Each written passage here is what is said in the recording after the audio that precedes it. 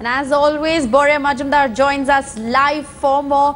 Boria, let me first ask you, Netherlands has scraped through, but it's not like Mexico didn't put up a fight.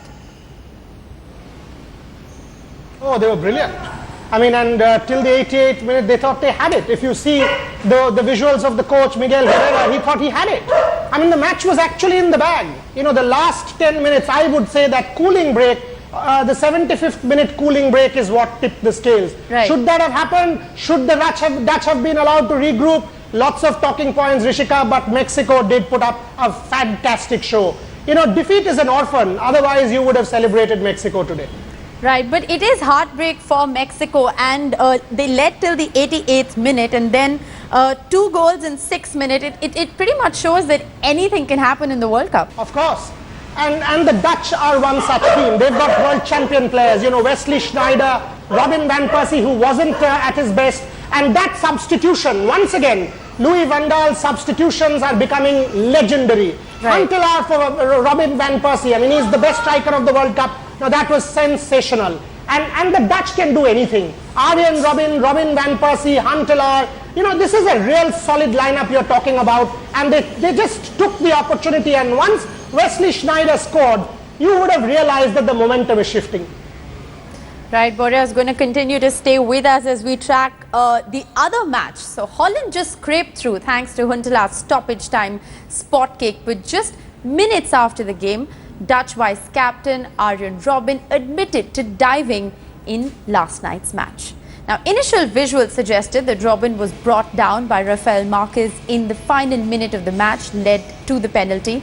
But replay showed that a different picture, and it appears that Robben had dived to earn a spot kick. Now, let's hear what Robben in fact said post-match. The winger did admit to diving in the match. However, it was not for this tackle, but one that had in fact appeared in the first half. He apologized and also admitted that he shouldn't be doing that on the pitch. Now, the referee was heavily criticized for showing the yellow to the Mexican skipper Marquez. Huntelaar converted the penalty to send Holland through to the quarterfinals. Now, the Mexican coach Herrera was furious after the match and labelled Robben a cheat. He felt that Mexico were at the receiving end of some poor refereeing decisions. Also added that Robben dived 3 times and should have been cautioned to prevent him from diving.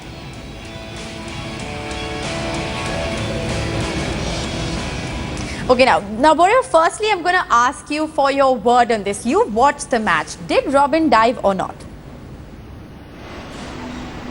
I actually thought he dived the penalty one, not the first one. I mean, the one that he's admitted to, I thought there was contact. Because if you see the replay, once Robben plays the ball and the Mexican defender clearly comes and hits his ankle and there's contact. So right. I thought that was a penalty. I thought that was a clear penalty in the first half. I did not think that there was contact in the second one when the actual penalty was given. Whatever it is, if a player admits to diving and says that he actually dived and he shouldn't be doing that, right. That is cheating. Now then again, will the FIFA disciplinary committee come into force? This World Cup keeps becoming juicier and juicier, Rishika. Absolutely, but Boria, it's very unfortunate because he's an immensely talented player and we've all seen that. Does he really have any need to, resort to these tactics? Even the very best, when you are up against it, I mean, at that point in time, a World Cup quarter-final place is in the reckoning. You can do anything.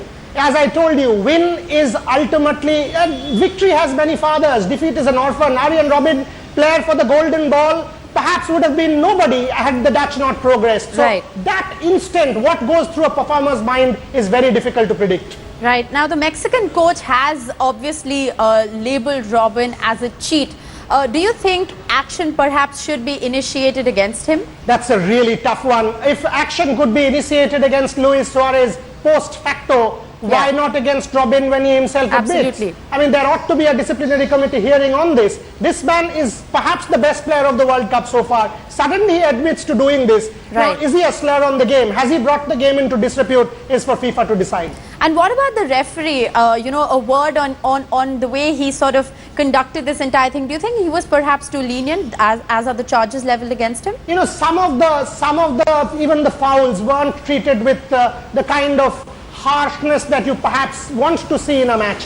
Maybe the occasion got to him, because in this World Cup the standard of refereeing hasn't been the best. You've seen with Suarez, you've seen in the first match against Neymar when a red card ought to have been given. Now this one, the referee in the last match, Rodriguez. You know, there are several instances where refereeing has been an issue. So maybe FIFA needs to sort of see who are the referees, can they rise up to the occasion, are they accustomed to taking pressure? Some very critical questions there. Critical questions then, Bora, as you've been saying, this World Cup is just getting juicier. Now, the first official cooling break in World Cup history took place on Sunday in the 32nd minute, and then for the second time again in the 76th minute. Now, this after Netherlands coach Louis van Gaal brought up the issue of hot and humid conditions in Fortaleza.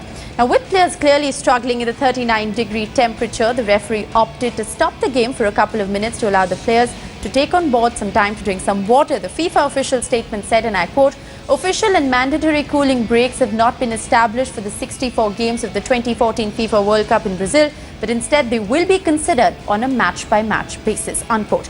Now, cooling breaks lasted 3 minutes and are implemented at approximately 30 minutes into the run of play in both halves of the match. Now, 3 minutes are added to the stoppage time at the end of each half. An official statement by FIFA states that cooling breaks will be considered on a match-to-match basis throughout the World Cup. As and when the conditions are tough, they will admit to doing that. And that's not all. Post-match, Dutch manager Louis van Gaal admitted that he used the cooling break to change his tactics that earned the side a win. Van Gaal said he switched to a more attacking formation and said that it was a clever way of benefiting from these breaks. He even added that though the humidity was not in their favor, the Dutch were fitter than the opponents. Boria still with us. Boria, first cooling break in the history of the World Cup. What do you make of it? Bizarre. Absolutely bizarre, because, you know, as you've seen, Louis van Gaal saying that he's used the break to benefit the team. Absolutely. Now, it's a cooling break. Mexico was red hot till the 75th minute. Suddenly, you sort of, you stop the flow of the game, you stop the momentum, and you have a whole shift, a complete shift. Now, is that good? Is that good for football? You know why FIFA is doing it? FIFA is doing it with an eye to the future. Because in Qatar, the temperature will be 44 to 48, 8 years from now when the World Cup shifts there. This is clearly a plan for the future. They're trying to preempt criticism, but this is not going to, help that. There will be a lot of criticism about this cooling break. Right. You know, while you say that this is a plan for the future, it does seem a little like the T20 strategic timeout. And should it at all be allowed to be used as a strategic timeout? Does football really have room for that? That was only about the IPL, Rishika. No international tournament has it. The ridiculousness of the IPL is because of the sponsor commitments. No international tournament can have 3 minutes for the coach to come and give directions to his players. So I find it completely bizarre, because Mexico will have every reason to complain that, this actually went against them. But as I said, you've gone to Qatar with temperatures of 44, 48 degrees centigrade. What do? So you're trying all these tricks. Right, momentum was clearly with Mexico till this strategic break actually happened, and Van Gaal, admits to using it to their advantage. What do you make of that? And he should. Why not? I mean, if you give me an opportunity, I have every right to use it. The question is on the organizers. If that is the case, then why did you have to schedule the match there? Obviously, you have scheduled the match there. Suddenly, you cannot tamper with weather. That's why I'm saying FIFA knows that there will be a serious stinging criticism of the organization when they move it to Qatar, because everyday temperatures will be more than this. So what do? They're now setting up a precedent. Oh, we've done this in the past, so we can do it again. This is not going to work, because this is breaking momentum. Maybe it's good for the sponsors. You can show some more advertisements during these breaks. But the fact is, Mexico was at the receiving end. And wait for 24 hours, you will see stinging criticism coming from every quarter about this. Boria still with us. Boria, easily one of the most spirited performances that the World Cup has seen so far, to play with 10 men for 90 minutes and to put up a show like that. Absolutely, and their dream run continues. Coming out from the group of death, topping the group, now beating Greece. It's a clear Greek tragedy for the Greeks, and now facing the Netherlands. I mean, Costa Rica has been an absolute stunner in this World Cup, Rishika. Having said that, I think the dream run will now come to an end, because against the Netherlands, it will be a seriously uphill task. Right, absolutely. Now, whether or not they can upset Netherlands is the big question that we'll be asking Boria the next time around. Boria, thanks so much for all of those inputs on the matches. We, of course, will be troubling you every morning at 8:30, no matter how late you sleep and no matter how many of those matches you have to stay up to watch. We're going to trouble you every morning at 8:30 here on First Up. Thanks, Boria.